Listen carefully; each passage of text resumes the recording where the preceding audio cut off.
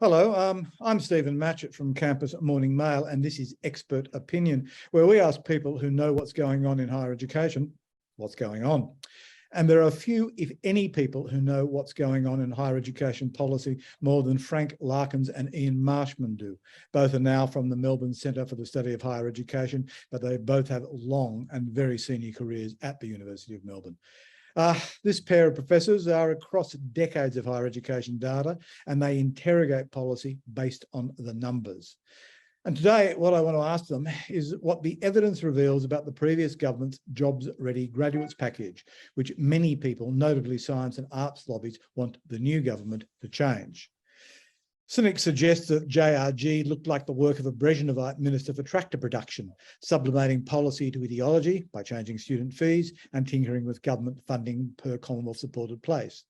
The cost to students of law, business and humanities under JRG went up to around $14,000, while degrees the government approved of cost less, around 3.5 times less.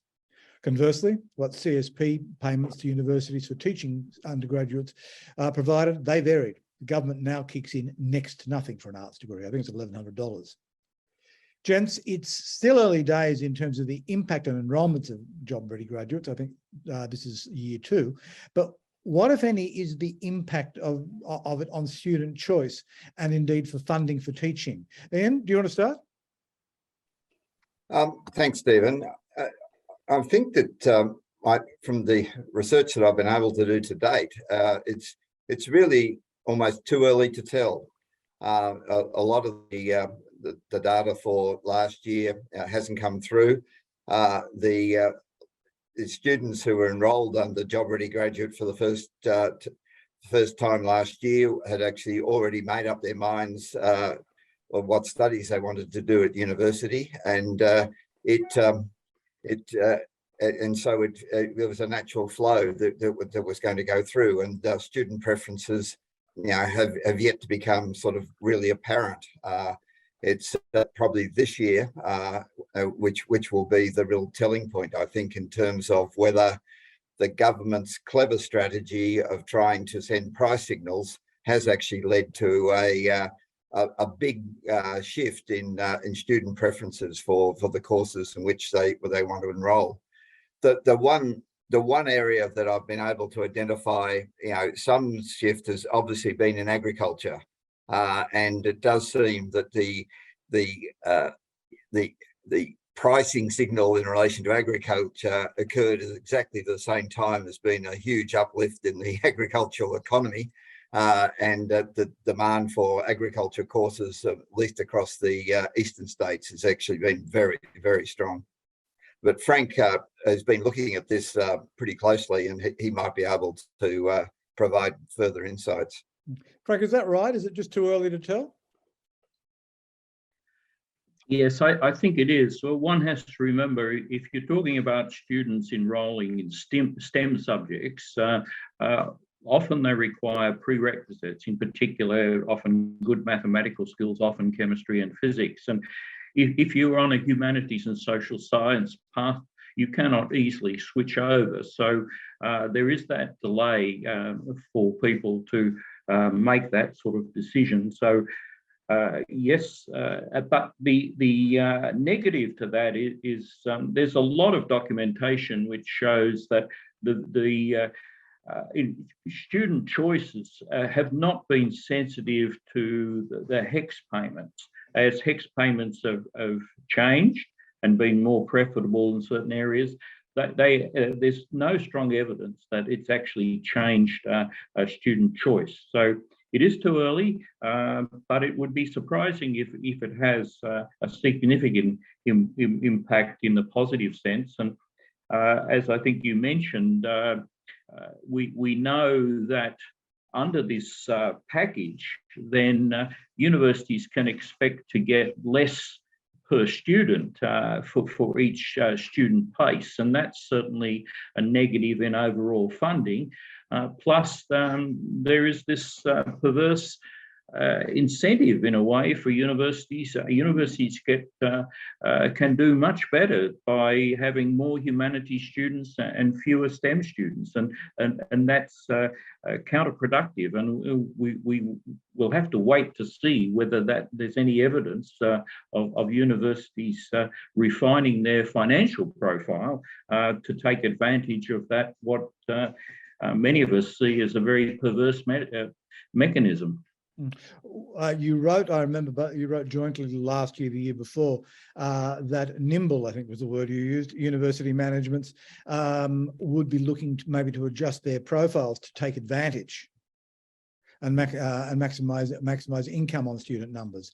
It's too early to see if that's happening, but do you think it's possible or probable? Ian? I think I think there's always been the temptation for universities to increase their revenue, and if the incentives are there, then it's going to happen. At least not perhaps in a really dramatic way, but it will certainly occur around the edges. And you know, the nature of the job-ready graduate legislation, which really was very clever. I mean, what it did actually provide incentives for universities to try and increase the numbers of students enrolling in humanities and social sciences courses, and as a result of that, they were able to pick up, you know, a substantial additional funding within their envelope of Commonwealth grant scheme sort of funding allocation. I agree that, Stephen, that it's certainly tempting. Universities, of course, have been guaranteed their funding until 2023. And so again, it'll be a year or two to see whether there is a full impact. And of course, as has been highlighted, we now have a new government, and there's certainly strong lobbying from the very interested communities to actually have a change in the policy. So it remains to be seen for how long this particular policy will be sustained. It would create a number of problems, I imagine, across the board if the new government just decided that unilaterally it was going to not apply, say, for 2025 or 4. Oh, I think it would make. I mean, I think this has been it's been a very clever strategy, reform, if reform's the right word to use for the way it was imposed on universities when they were completely preoccupied with the enormous impacts of COVID and the loss of international students and so on, and was done with very little consultation, and at a time even when the parliamentary review, I think, was minimised. I think government's in a bind, you know, to know what to do about it, looking forward in the immediate environment context in which it's operating. Governments can't. You can't sort of put Humpty Dumpty back together again, I don't think, because to do that, one would need to, put a lot more funding in than the government's currently got.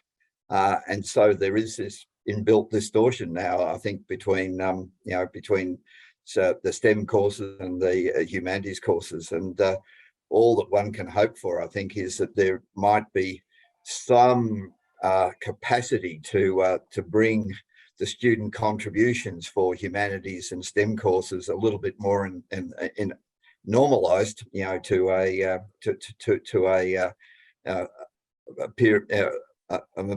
midpoint, you know, which still allows the amount of Commonwealth funding to be allocated to ensure the current number of places are maintained. I mean, the government has promised some additional places, but I think those places are going to have to go into areas of significant workplace demand and need, and the health sciences are clearly a very big candidate for early that childhood education. I'd have thought. Yes, as well. And so I think it's going to be. My feeling is it's going to be sort of fairly tough times continuing for the humanities, although. Ideally, if the HEX fees that students wanting to do in humanities and social sciences, was wasn't as significantly higher, as for STEM courses, then at least some of the the proper sort of balance might some balance might be maintained, restored again. But as you both rightly point out, demand historically has always been inelastic. That young people who want to do a humanities course do a humanities course. So what's the, in some ways, for apart from they don't get much money from the Commonwealth, what's the problem? Well, the interesting thing is, I mean, when this legislation was passed in October 2020, it has a clause in there which says if domestic students do not complete successfully 50% of their studies in their first year, then they lose all their entitlement to the Commonwealth grants component of the support. And that's going to be an interesting situation, because we know certainly in universities where they've had almost open entry, that then a number of students do not complete 50% of their studies in the first year. So that hasn't, Stephen, got a lot of focus, but in fact that's a money-saving exercise for the government. The other one, which they built into the legislation, is that you could not get subsidy for more than the equivalent of 7 full-time study equivalent years. And that affects a number of people who are part-timers and so on, who go on for a long period of time. So that there are other things in this legislation beyond just the humanities versus social science, which is, as I think, as Ian's saying, are going to have some significant effects on the funding flow from the Commonwealth to universities in the future, unless there are changes. That's really. I wonder also, yeah, on, Stephen, I just wonder. I wonder also whether just the belief, that student demand, is for courses, regardless of price, is inelastic, is really going to be is going to hold, over the next 3 to 5 years, and whether it might be able to say that about the major sort of central metropolitan universities that have got big humanities programs and and can attract students from from the top schools within their respective states. But I think what we'll see is that in the regional and outer metropolitan universities, then demand for humanities is likely to reduce. I think there is an indication of greater reluctance on the part of students to actually enroll in those programs and pay higher fees. And I think it's going to be harder for those universities to sustain viable humanities and social sciences programs in a number of important disciplines. All of which makes, I think, next week's release of the quilt statistics very, very interesting, just to look at institutions at a satisfaction level. I think that there is a slight counter to what Ian's saying, and that is we have to remember that the liability that students are incurring is basically income contingent. Yeah. And a number of people have been writing that the liability that students are likely to incur in the humanities, especially in the regions, their capacity to repay that over their working life is actually diminished. And so there are some commentaries coming out from Canberra that this scheme may in fact limit the capacity, especially of humanities students from the lower socioeconomic areas, to ever repay a significant proportion of their liabilities. So I mean, that's an interesting scenario that will take some time to be tested. But because if you're paying on the never, you can say, well, I don't have to worry for several years, but the psychology of that is of course another counter negative, that people with this large debt hanging over their head feel that they're limited in their capacity to make other career investment decisions. Is there a sense of what percentage of HECS debt, broadly defined by discipline, never does get repaid over the last decade, say? Yes, it's can be. I mean, it's now in the billions of dollars liability that is carrying forward every year, and some people are saying that will increase. So and not so much in the STEM areas, or because the incomes, it's a lower liability and the incomes may offset that. But suddenly this huge additional liability in the humanities and social sciences, and especially, for people working part-time, the whole gender issue will come up in relation to that. So I think there are a number of sleepers in all of this policy reform that may have adverse effects just beyond the perverse one that we mentioned earlier. All of which will put pressure from traditional Labor constituencies for the government to actually do something. Yes, I agree. Yeah? Indeed. Yeah, and do it with very limited amount of funding to be able to available, I would imagine, which is the really big challenge for the new government. Yeah, governments tend to regulate more and more when they don't have any money to hand out.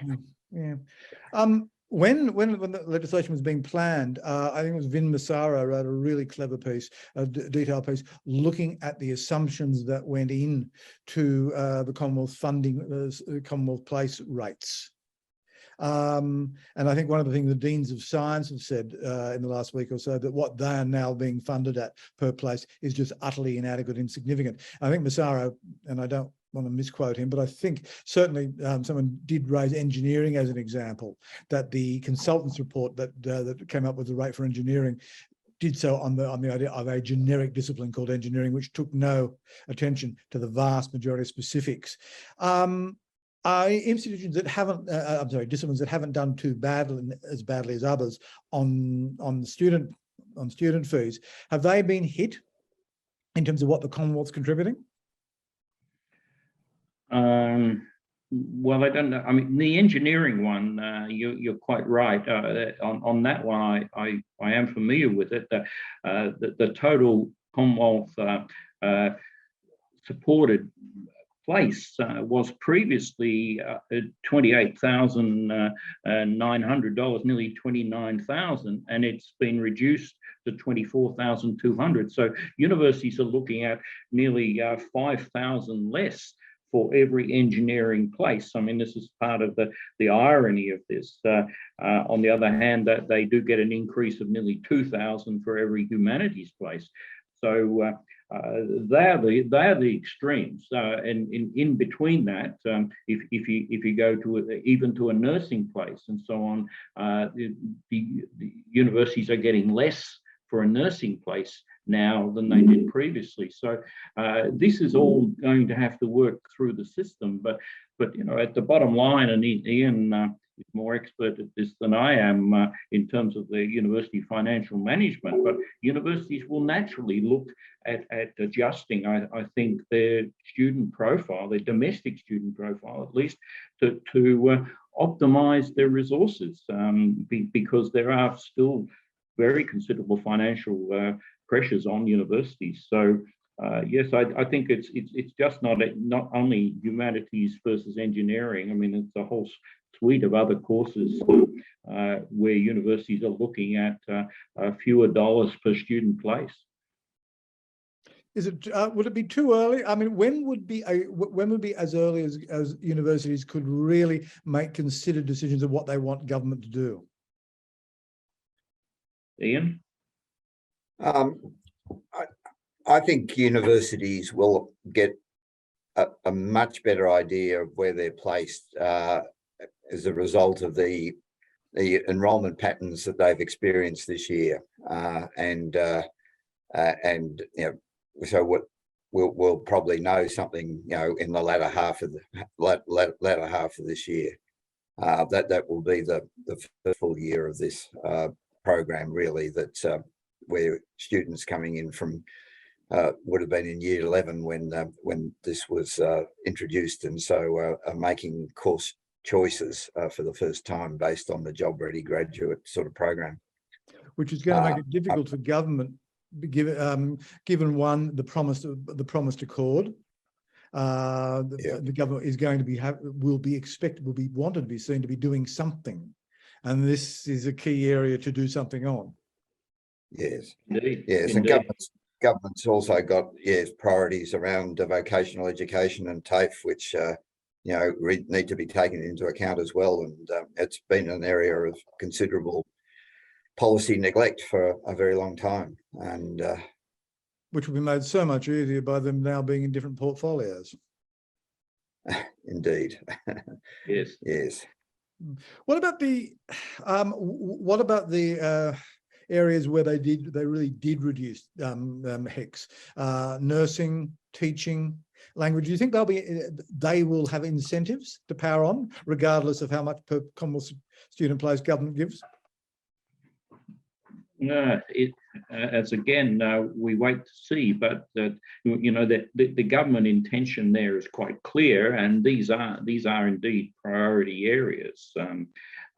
One of the things I think Ian and I commented on in the article that we wrote for the Campus Morning Mail was that even within the context of a humanities degree, you can cherry pick subjects that would reduce the amount of liability a student has. And it's going to be very interesting to see how universities, for the many hundreds of thousands of students, can manage not on a course by course basis, but by a subject by subject basis. So a student wishing to limit their $14,500 for a humanities course can say, well, okay, if I slot in this subject on languages and this subject in relation to teaching and so on,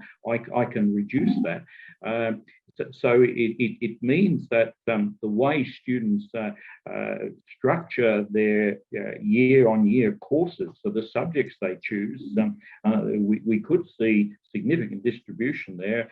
And I perhaps Ian's got a better understanding than I do, but I could see that this could be a nightmare for universities trying to work out what the liability was to refer back, because it has every student will potentially have a different course structure enrollment on this basis. So it's, administratively, this is going to be very costly to universities, I would have thought. I don't know, Ian, you know that better than I, but I would have thought this is a very costly exercise to track the liability of every subject for every student, domestic student.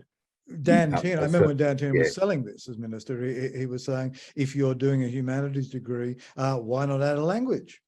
Why not do a course in calculus, et cetera, which sounded implausible, but admirable. Yeah, it was a good debating point. I mean, it seems to me that really the incoming government's got some really significant workforce and workplace relations issues impacting on teaching, early childhood and nursing, and those issues are not going to be addressed simply by having lower HECS for entry into undergraduate programs at universities. There needs to be a much more of an end-to-end systems review of what some of those issues are, so that there really are career paths and appropriate sort of they're for fulfilling roles in a career sense, rather than just producing cannon fodder to go into the schools and hospitals, expecting that those people will burn out and leave the industry within a relatively short period of time. And I think, with the new government coming in, we've got the opportunity for perhaps a reset there, rather than just this rather piecemeal, approach to tackling those broader issues. Which process would take us up to the next election? Yes. It probably would. Yeah. Certainly. Yeah. Yeah. Well, that's Yeah, great so for me, because it'll give me something to write about. But I think it'd be a real challenge for vice chancellors and DVC teaching. Is there anything either of you would say to the new minister about what to do about this now, given the pressure he is under? I'm not